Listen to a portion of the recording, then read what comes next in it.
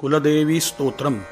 ओम नमस्ते श्री शिवाय कुलाराध्या कुलेश्वरी कुलसंरक्षणी माता कौलिकज्ञान प्रकाशिनी वंदे श्री कुलपूज्या त्वां कुलाम्बा कुलरक्षिणी वेदमाता जगन्माता लोकमाता हितैषिणी आदिशक्ति समुद्भूता त्वया हि कुलस्वामिनी विश्ववन्द्यां महाघोरां त्राहि मां शरणागतः त्रैलोक्यहृदयं शोभे देवी त्वं परमेश्वरी भक्तानुग्रहकारिणी कुलदेवी नमोऽस्तुते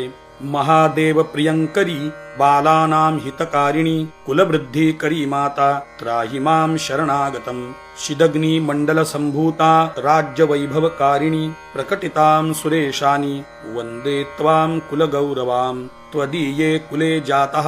त्वामेव शरणं गतः त्वत्वत्सलोऽहम् आद्ये त्वं रक्ष रक्षाधुना पुत्रं देहि धनं देहि साम्राज्यं प्रदेहि मे सर्वदास्माकं कुले भूयात् मङ्गलानुशासनम् कुलाष्टकविदं पुण्यं त्यं यः सुकृती पठेत् तस्य वृद्धि कुले जातः प्रसन्ना कुलेश्वरी कुलदेवी स्तोत्रिदं सुपुण्यं ललितं तथा